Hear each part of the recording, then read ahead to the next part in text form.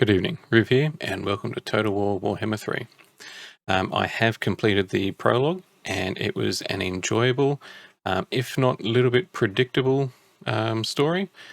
No spoilers, but it is... it goes hand in hand with general Warhammer stories. Without going into any detail, I don't want to spoil it. It is definitely worth doing. It can be a little bit frustrating at the start because it is a tutorial and you've got to go through this is how you play kind of steps. But the story itself is really good. And I would encourage you to do it before you start playing the game, because as soon as you start the game, there's a bit of an intro video and it tells you what's going to happen in the prologue. So I completed the prologue, enjoyed it, and then I launched into an Ogres campaign, and then it immediately gave me an introductory video about everything that I'd just done in the prologue. So if you don't want to spoil it for yourself and you want to go through it, then play the prologue. It took me a couple of hours, single sitting, got on at about 9:30 p.m. and I think I crawled into bed somewhere around 1ish. Worth it, no complaints. I did check the Steam forums and there were a lot of complaints about some massive frame rate loss. I didn't experience this at all. I was running everything on Ultra, 3440 by 1440 res, and no frame rate loss at all. It was perfect. The next day I logged into it and I don't know how many frames I had, but it was in the single digits and it was ridiculous. Did a little bit of researching, and I did find a forum post and they identified the problem. There was a patch or something, and the CPU affinity was set to like 2 cores. So I'm just going to jump over here and show you how to change that. So just open up your task manager. You'll probably see it like this when you first open it. Go more details, you'll see your processors and all that stuff. Go to the details tab, scroll down till you hit Warhammer 3. Right click on it and go set affinity. For me, it was like that or that, I can't remember, but just go all processors and OK. Go back into your game. You obviously have to have the game running at first. I just started the game, got up to the intro video, alt tabbed out, got into here, went CPU affinity, loaded them all up, and the game went perfect. I've had it running for about several hours now, and it's been flawless. I actually went and watched a movie and I just left it running in the background and came back and it was still perfect. I did read that you have to actually set that every time you load the game up until CA patch this, which hopefully will be very, very soon because it is a bit of a painful bug. And there are a lot of complaints on the forums about it. Just go into Task Manager, fix your CPU affinity up, play the game, have fun. So I'm going to jump into the game now, and I'll see you in a sec.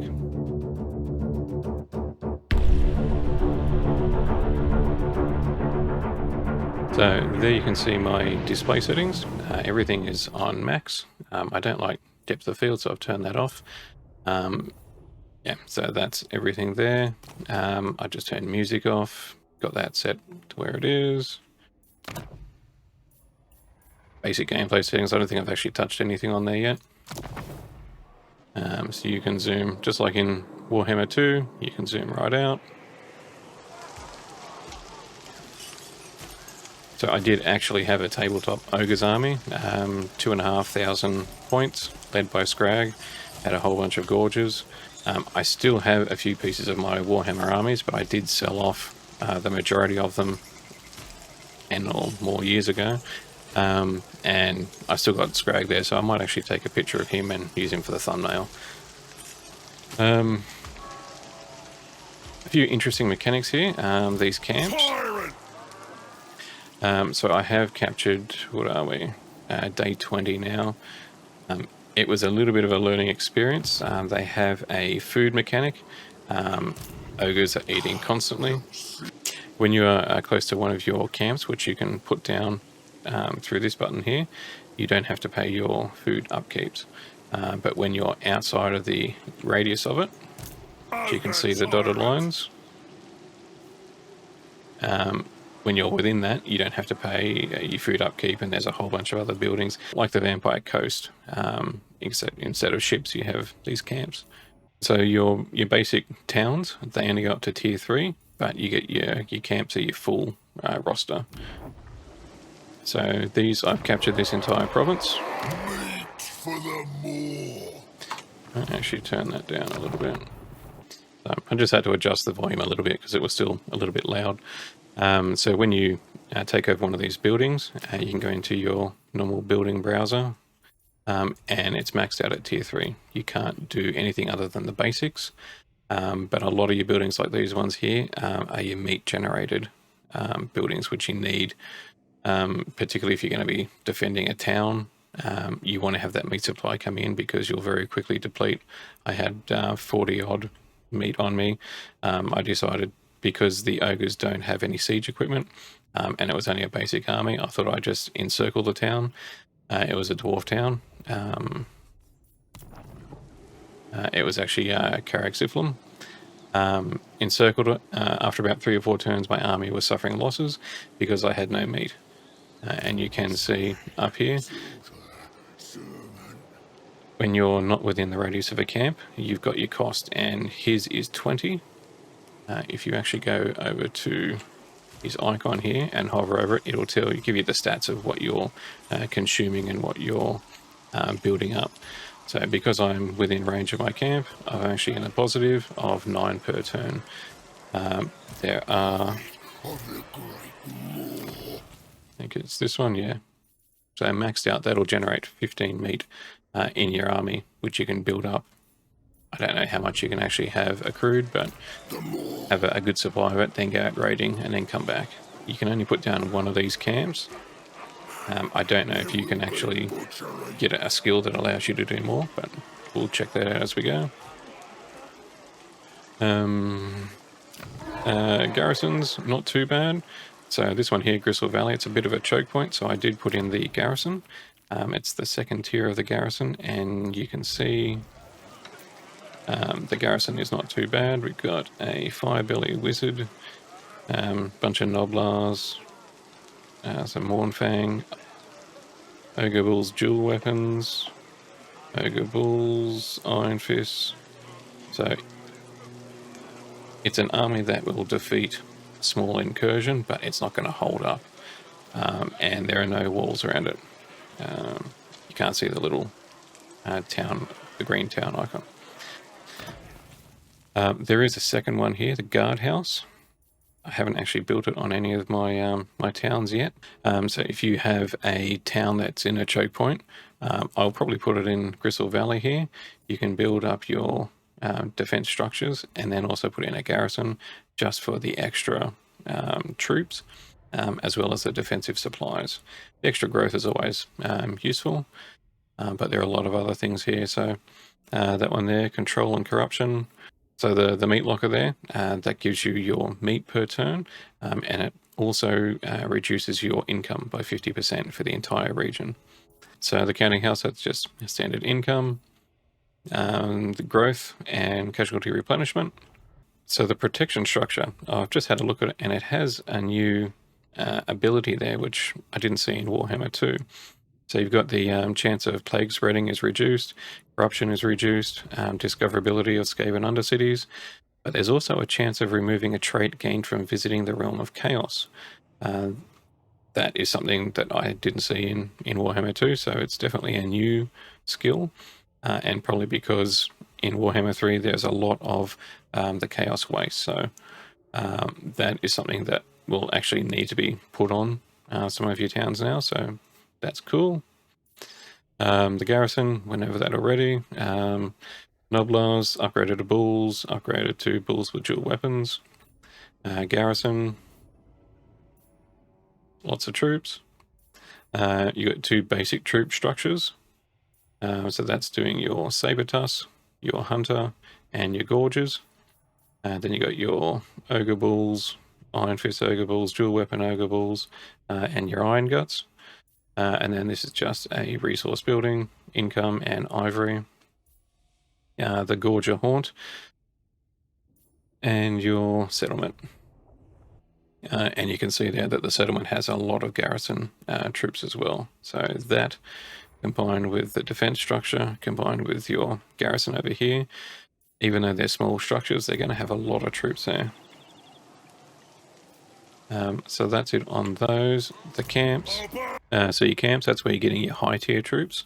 You can see the population cost that you need there. So it's 20. The ones that I've gone for, yeah, upkeep, all units in the camp. I'll go over that in a second because it's got a very different garrison. Meat generated armies in circle of influence. And then you got your camp growth and local recruitment capacity. I'm also going with this one. So inside that big circle of influence that we saw, the dotted circle, you're getting more meat and you've got a higher leadership. Now, ogres don't traditionally have a higher leadership. We have a look here, leadership 60, 70 on the iron guts. Your standard bulls are only 60 though. Noblars 45. Yeah, your standard ogre, you're looking at about 60. The man-eaters there, more of your elite troop there at 80. And then when you want to get into your heroes, you got your butchers going up that line there. You got your fire belly going up this one, which is your ranged artillery. So you get your Noble scrap launcher, your lead belchers, and the iron blaster. And then you got your hunter over here. I actually had a hunter in my army, use it, and it came with 2 saber tusks, so I'll have a bit of a play around with that, but probably running a lot with gorges because Scrag is the gorger king, and they have 100 leadership. They are quite cool. Yeah, Vanguard, Stalk, anti-infantry, and armor piercing. Okay, so that's it for the camp. So when you go into the recruit units tab, Do what I say. you have an immobile army garrison. So you actually recruit an army and they sit in here. You can trade. So if you grab Scrag over here, Gonna be over, tyrant, one day. so you can actually trade your units. So you can grab a whole bunch of your Noblars, trade them for iron guts, swap them around, make your camp's garrison the best that it can be, depending on where you've got it. Now, because you are spending a lot of coin increasing your tier to get these high tier units, these camps, I think you really need to invest a lot of defensive capability in them, because if you lose that camp, you are quite restricted in your base camps.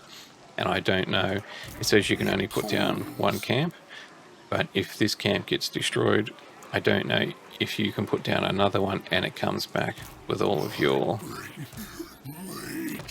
buildings. I would assume not. I would say that if you build another camp, you're going to be starting the camp off from scratch again. So I'm going to be concentrating on getting the garrison quite high because I want to protect it. The location that Scrag starts in is right in the corner, so I think we're going to be pretty safe here. And it is nice and wide, the area of influence that it has. So I think that's enough going on about the game itself. Let's jump in here and take out... I don't have enough range to give her it. And next turn I'll attack that. Now you'll see up here that you've got this faction count as well. So there are a lot of little things that... Okay, we've got a new contract. There are a lot of little things that make the game just a bit better. So we'll check out the contracts. So these are the other 3 contracts we have. They're the issuers. And by clicking on it, you can see that Midland wants me to raise or sack Marienburg. I get that. Carrick Ziflin wants me to attack and occupy Castle Drachenfels. Hockland wants me to eliminate Helmut Feuerbach. I think that's going to be the easiest one, but this guy is actually taking it out, so I think we're going to lose that.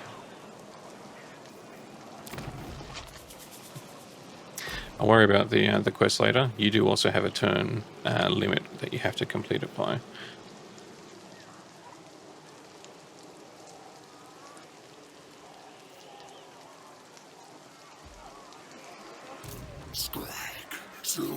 Just before we attack, I'll show you, this is the new character window. Has had quite a few changes.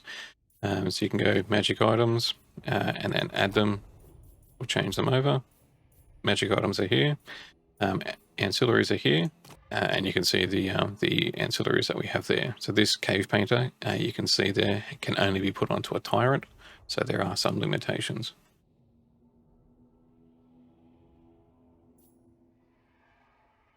I have focused my skills mainly on replenishment because I want the army to be mobile enough they can go around, heal up really quickly and keep going.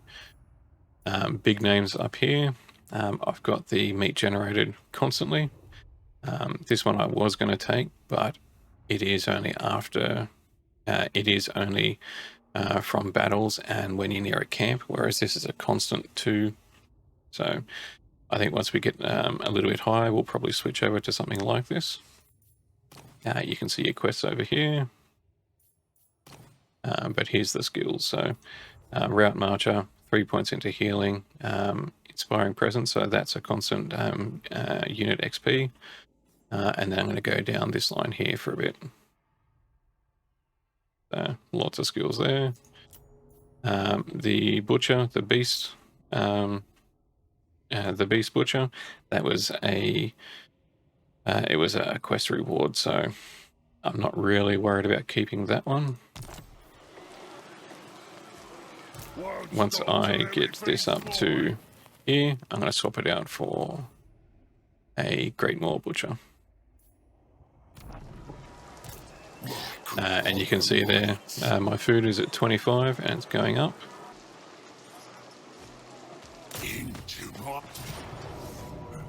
Alright, so ogres don't have any siege equipment, so you'll see down here, siege equipment's unavailable for ogre kingdoms. It is a decisive victory. You can still see the map. And I have noticed in Warhammer 3 they don't have the old sieges. They are towns now. You can get right in there, and it reminds me of the realistic Total War games where you can get into the town rather than basically fighting at the walls, and just a different type of siege. I think people will hopefully like that. So these ones, I have done a couple of them so far, and ogres you can get all the way around the town. Put this up.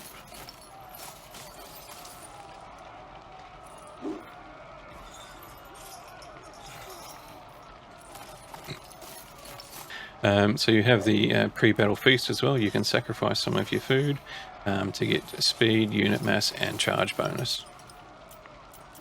Just like the Skavens. The Skavens, you could invest some of your food to get a bonus with the... what was the skill you used to get the rats? Whatever the skill was called. You get more of the rats popping up from the ground. You can get a maximum bonus of speed. You can get a bonus of speed, unit mass, and charge.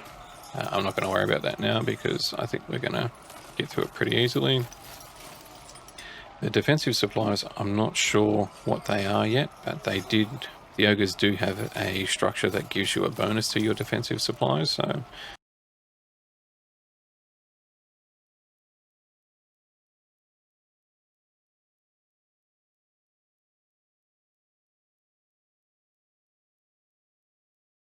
So let's attack this. Now my army is not very customized at the moment. The only thing I could get was Noblars and the Ogre Bulls. Scrag actually started with 3 Gorges and the Saber Tusk, and a bunch of Noblars and a Noblar Trapper. I didn't find the Trapper was working too well in the army. I'm going to play around. This has got a lot of customizing to do before I set on a particular army style. I'm going to leave magic where it is. I'm all that walks. Now, the ogres can go all the way around in these town sieges, so... Okay, so I've just set this up. What I'm doing is using this as my primary entrance. When I did this last time, I had troops scattered all the way around. yeah, it was just a little bit difficult to keep track of what was going on. The army, the town that I attacked last time, it was an Empire town. It had a unit of cavalry, it had a bunch of archers and infantry. And the AI was cycle charging the cavalry. Archers were sitting back. What I'm going to be doing up here is using the Noblars as the fodder. It's what Ogres use the Noblars for. So I'm concentrating all of my, let's go to the tactical map. All of my troops are going to be coming through here. I'm going to send some of them up here and the others around here. Split a small group off up here and then come in through here. That's going to be the main. That's going to be the main attack point there. And I do have over here another 4 Noblars. They're going to come in through here to take that main point there.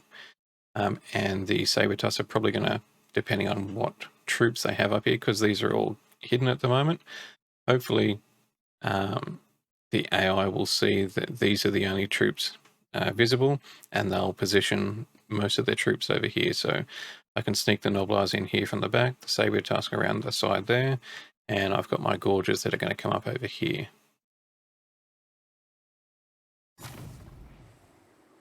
So these guys are going to circle around up here. I'll send one unit off to here. The other 2 will come up to here. This is all best case scenario. I don't know what's going to happen when we start it. Sabertusk will come down in through here.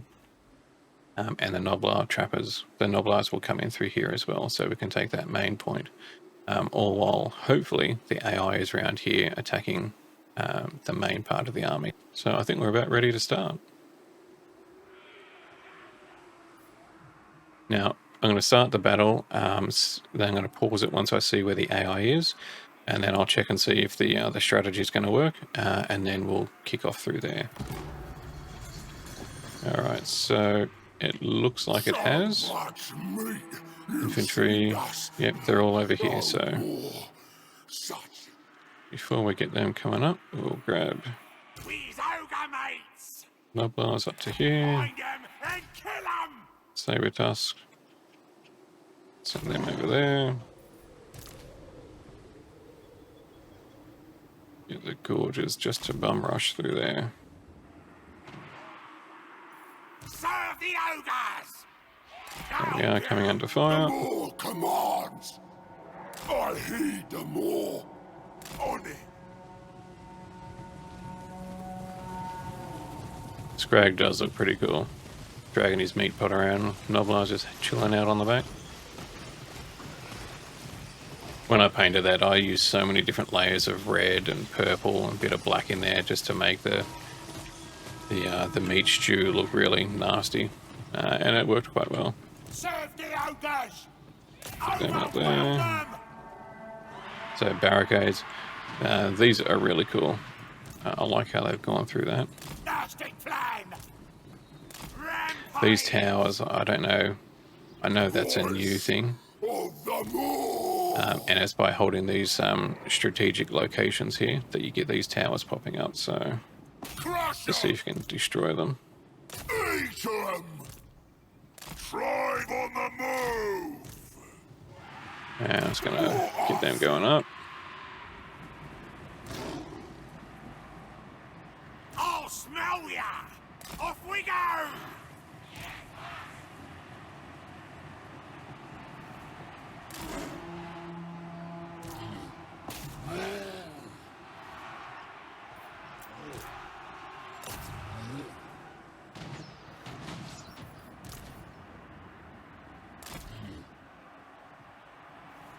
The more calls! Okay, he can't actually attack them. Here we go! Bring us meat! Hook-handed butcher!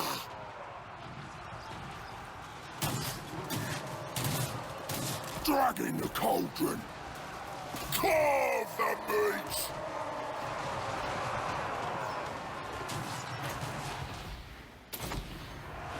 And when you're activating skills, it goes into like a bit of a matrix mode. Everything slows down, the audio drops out. Pretty cool. I like the more calls! I like the effect. Chop and tear! Follow the Moor's call.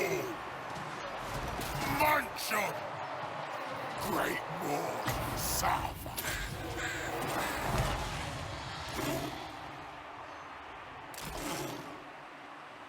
I ain't no gobbo. Where's me master? Helps the tribe. When do we eat? Dead, dead. Swarm together. Looking for him.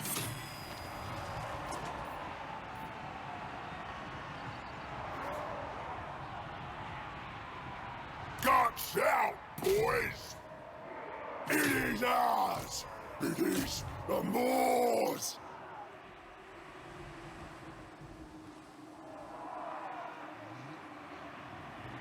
Right, oh yeah, there it goes. There was a tower there, and I was surprised it hadn't disappeared already, but it's gone.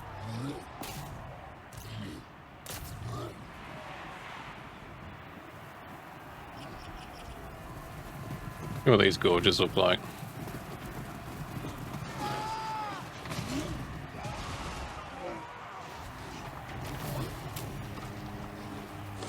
Like how they just crawl around like that, and every now and then they'll stand up. Yeah, graphics are really well done. There's a saber tusk.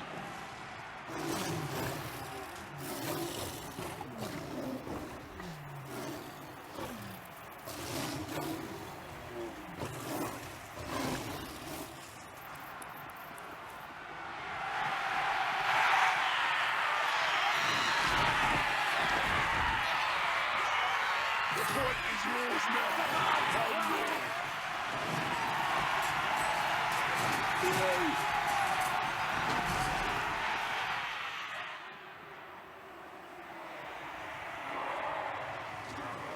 So, it wasn't going to be a difficult battle to win, but just knowing the layout out of the town, trying to use the AI, so using the surrounding to stealth hide, to hide your units, to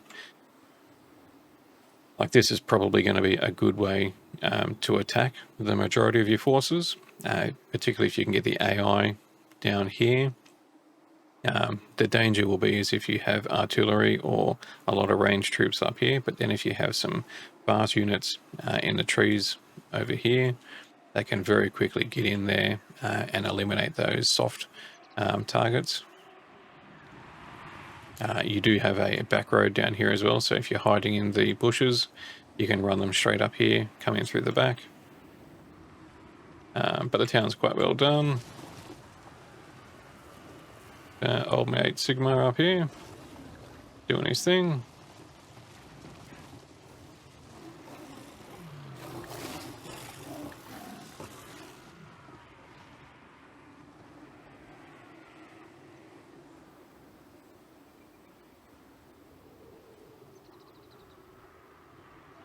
So, yeah, sieges, I think are a lot better than where they were in Warhammer 2. They were okay. They weren't terrible, but they were very much the same. You know, get through the walls as quick as you can. Whether you try, if you're defending a town, whether you stay up on the walls or you go back into the town. This will be quite interesting in a defensive battle, trying to defend a town. I think that'll be a lot of fun.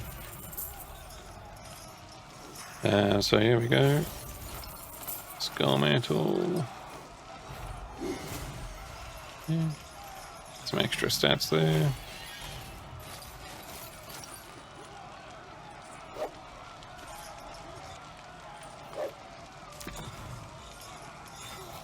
New window here. I think we'll occupy that. It's another big name.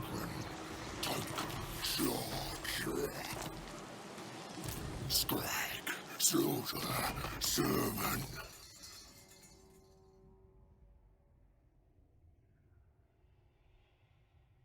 Yeah, that wouldn't be too bad.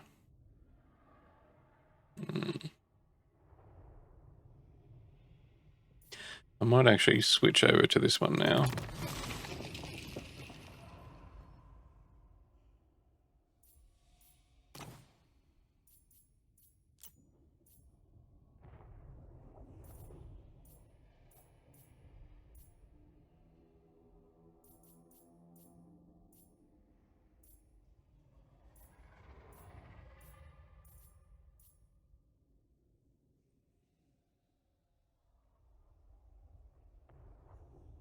I might go another point into Flock of Doom. So these guys don't have any mounts. The Tyrant, I believe, does have a mount. Ogre Tyrant! You can't right click on it anymore.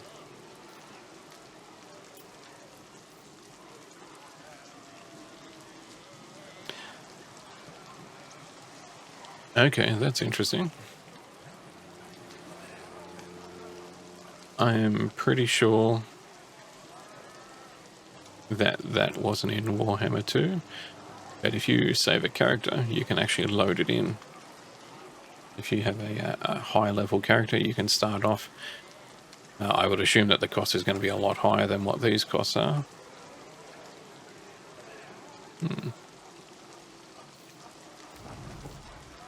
See.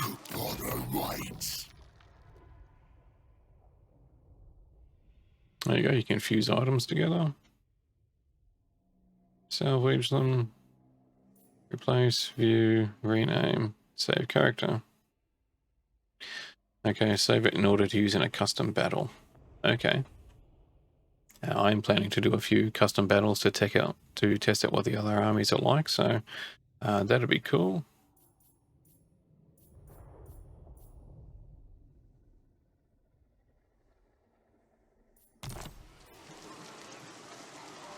No ogre can beat me. It cools. Alright, so I'll leave the meat store on there just to keep that jumping up. And I'll upgrade that one. Meat for the maw. My gut is law. So I need 8 points here.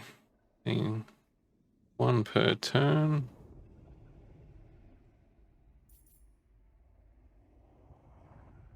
We'll get that. Gold, we're not doing too bad on. We did start off with quite a large amount of it.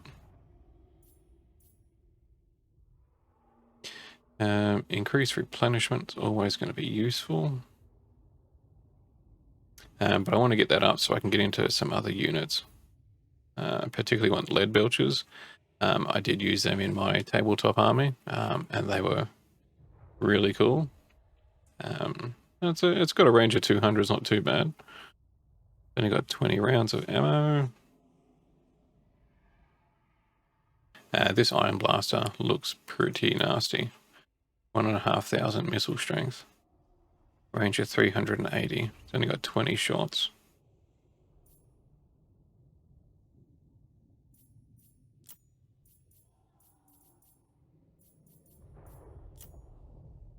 I like this new pop-up menu too. Alright, I think I'm going to leave. I want to get that up so I can get into these, so I'll leave them. Animations all look really cool. The graphics are great, but it looks like they've gone a little bit more towards not a cartoony look, but not as realistic as what Warhammer 2 was. Still looks really good though. Let's just bring that map up so you can see we're down here. It is quite a large map. Sea of Claws. Okay, still going. It is actually a lot larger than I thought. It's right up in the top corner there.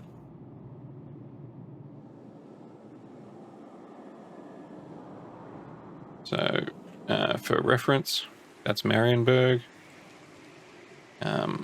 Altdorf was over here.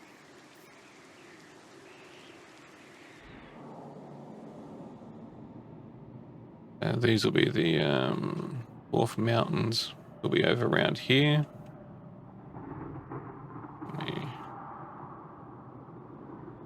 That's Sylvania.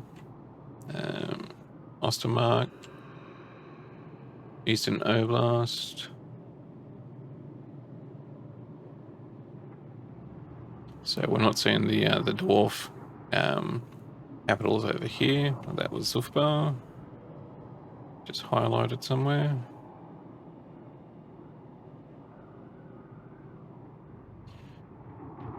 Blasted Waste.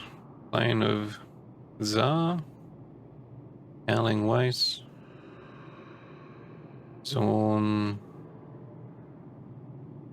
Uzkul.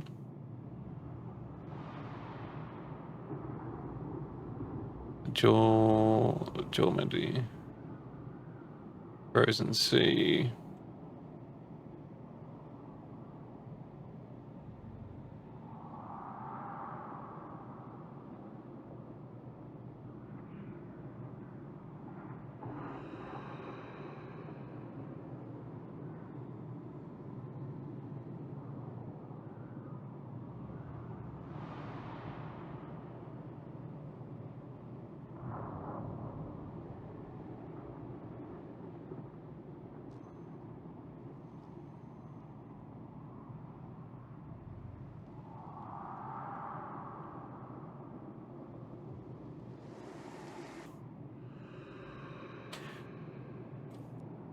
So you can see how they've changed the map around from Warhammer 2.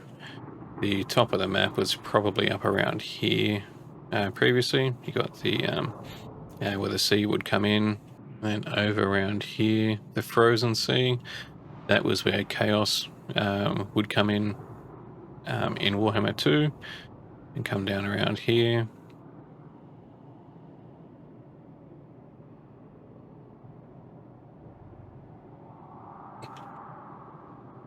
Sounds like the Sea of Dread. Howling Waste. Plain of Tsar. And then I think Cathay is somewhere up around here.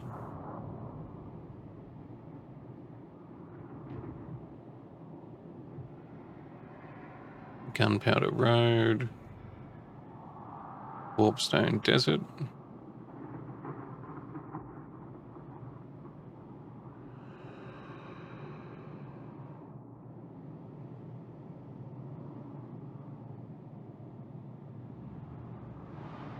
Then we get into the Chaos Waste, and you can't see anything in there.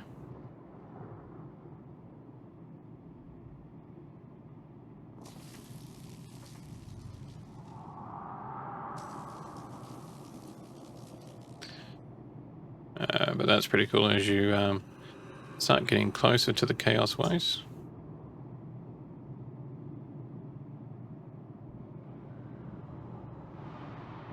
So yeah, that's that frozen sea. That's where Chaos was coming through before. Lots of lightning effects.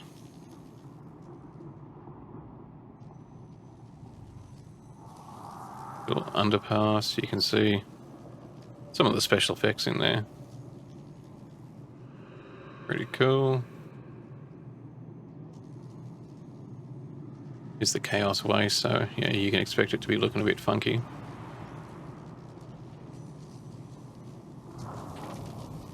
And then then it just opens up.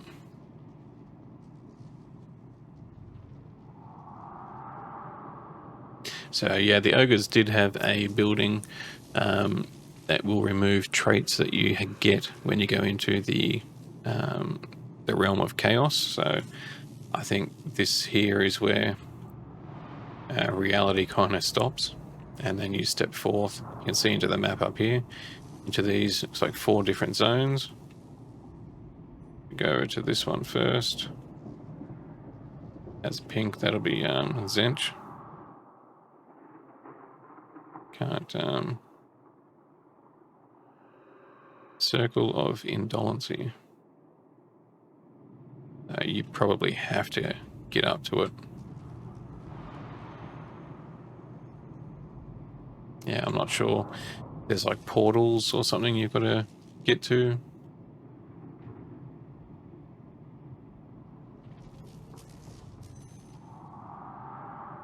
Greeny colour, that'll be Nurgle. Blood God Domain, yeah, that's Khorne. And yeah, Realm of the Sorcerer. Alright, so that's going to be cool. See how we actually get into there. I'm picking that it'll be a portal of some type. And I am very much looking forward to when the Mortal Empires map comes in that combines all of this into one huge map. Okay, so I'm going to wrap this up. So that's into that video. It's a very brief look at some of the changes with the game UI. A very quick glance at Ogres and a siege battle, and just a quick fly through the map. So I hope you found it enjoyable and you were able to get a good idea of how the game is laid out. There are some bugs. We do have the frame rate loss bug. Hopefully that gets patched really soon. I'm going to jump into a few more campaigns. I think he's called the Great Devourer or something. That army, which looks like it's Chaos Undivided, that looks really cool. I'm going to try that one next.